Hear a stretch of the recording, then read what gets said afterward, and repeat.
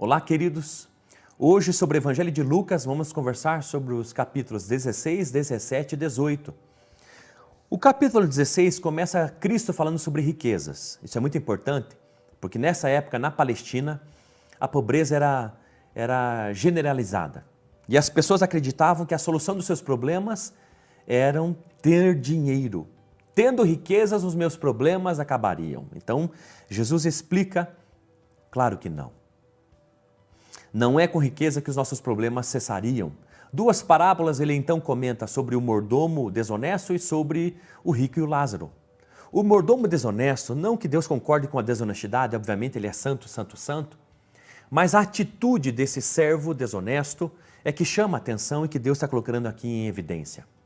Ele acaba sendo astuto e administrando recursos de uma forma muito habilidosa, enquanto o rico da parábola do Lázaro, ele vive ostentando diariamente, gastando o seu dinheiro com roupas luxuosas, com festas extravagantes. Esse texto deixa claro que não é a riqueza que vai resolver os nossos problemas, até porque esse rico que ostentava, ele morreu e ele foi para o Hades, o mundo dos mortos. Foi viver a vida eterna no inferno. E você sabe que quando nós não morremos em Cristo Jesus, a gente acaba tendo morte eterna e não vida eterna. Isso é muito interessante porque Jesus Cristo está querendo explicar aqui que a gente não deve colocar a nossa esperança e a nossa confiança nas riquezas. É isso que o rico fez. Em compensação, um morador que esse rico conhecia era o Lázaro, um morador de rua. Mas a Bíblia diz que ele então ouvia as palavras de Deus descritas nos livros de Moisés, o Pentateuco e dos profetas. E com base nisso ele creu e se arrependeu. O rico não. O rico depositou sua esperança e confiança nas riquezas. E isso não resolveu seus problemas. Lhe deu uma vida boa por um curtíssimo espaço de tempo.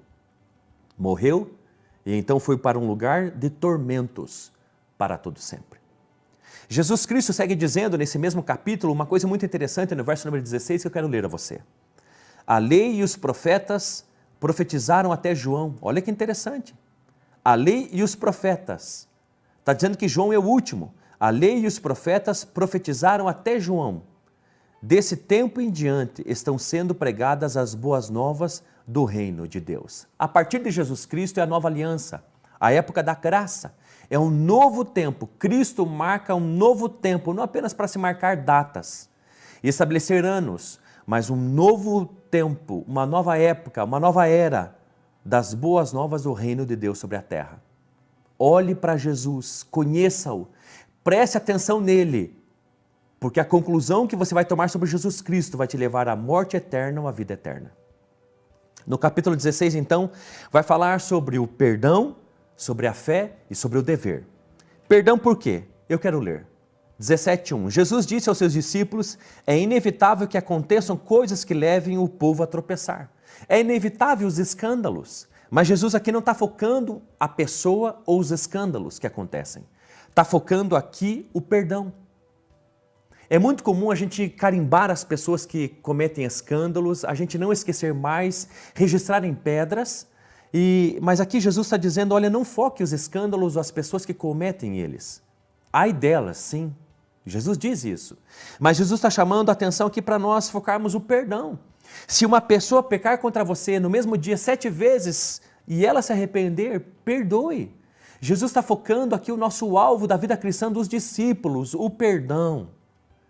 Isso é tão, às vezes, complexo e difícil para tantas pessoas, que os discípulos, então, ouvindo isso, disseram assim, os apóstolos disseram ao Senhor, verso número 5, Senhor, aumenta-nos então a nossa fé.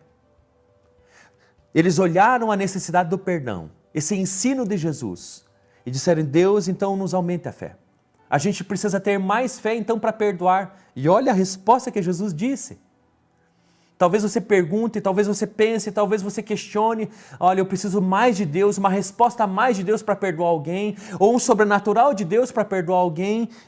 Talvez você faça como os apóstolos, me dê mais fé então para perdoar. E Jesus diz, se vocês tiverem fé do tamanho de uma semente de mostarda, vocês vão conseguir perdoar. Aí então Jesus Cristo vai falar sobre o dever. Se você acha que tem feito muito para Deus e para o seu reino, olha, e tem pensado, pare, reduza um pouco, desacelere, o que eu tenho feito é muito, se comparando aos outros, talvez seja até mesmo demais. Mas olha o que Jesus disse ali no verso número 10, somos servos inúteis, apenas cumprimos o nosso dever. Não ache que está fazendo demais. Saiba quem você é um escravo, um servo de Jesus. Está fazendo o que deve. Então a palavra de Deus vai falar sobre a vinda do reino de Deus, e a vinda do reino de Deus ela vai ser inesperada e rápida para muitos. E então era comum as pessoas esperarem o reino de Deus. Falaram sobre isso, e Jesus diz, o reino de Deus não vem de modo visível, nem se dirá, aqui está ele ou lá está. O reino de Deus não vai vir de forma externa, como uma instituição, como uma logomarca, por exemplo, de uma grande empresa. É ali a matriz. Não. O reino de Deus não vem assim de forma externa, ela é de forma interna, interior. É nascendo de novo, é se arrependendo e colocando sua confiança em Jesus Cristo. Por isso que Jesus diz, porque o reino de Deus está entre vocês, porque é aqui dentro que se começa e que se estabelece o reino de Deus, e qual ele avança. Então, no capítulo 18, no final desse tempo, no capítulo 18 vai falar sobre a oração persistente, a oração da viúva, e sobre a oração persista, não desista, orar sempre, nunca desanimar, é o que Jesus Cristo está ensinando sobre um fariseu enganado aqui, onde fala da parábola do fariseu e do publicano, onde ele se justificava a si mesmo. Não, a nossa justiça vem de Deus, não vem do que fazemos. Nunca olhe para o que você faça e pense, por causa disso, eu de alguma maneira mereço perdão, ou justificação, ou graça, ou o céu. Não, nada do que fazemos nos justifica. A nossa justificação tem que ser somente de Deus. A gente tem que ter um coração como o do publicano, que ele tinha vergonha de olhar para o céu, e ele orava de cabeça cabisbaixa. E ele se humilhava diante de Deus, ele dizia, Deus tem misericórdia de mim, que sou um pecador. O fariseu não, ele se vangloriava de dar dízimo, de jejuar 2 vezes na semana, de não ser como o publicano pecador. Não, irmãos. E então Deus vai falar sobre a parábola do jovem rico, e que esse jovem rico achou que era demais deixar as riquezas para seguir Jesus. Largue tudo por Jesus Cristo. Não importa o que Deus está queimando no teu coração. Largue tudo. Nada do que a gente tem ou possui é valorizado demais, é valor demais, é grandioso demais comparado a Jesus Cristo. O rico jovem não conseguiu largar as riquezas para seguir Jesus. Jesus está nos chamando aqui a abrir mão de tudo que for necessário para segui-lo. Jesus então prediu sua morte, mas também que ressuscitaria. Ele estava prevendo isso, e isso precisa ficar gravado no nosso coração. E eu termino esse momento dizendo o verso número 34. O significado dessas palavras lhes estava oculto. Jesus estava dizendo a eles que Jesus iria para Jerusalém, era necessário que morresse pela mão dos pecadores, mas depois ressuscitasse. Eles não entenderam isso. Quanto das Escrituras Jesus desenha para nós e a gente não entende. Quanto da palavra de Deus, que Deus desenha para nós a sua vontade, o que está por vir, e a gente não compreende. Por que será?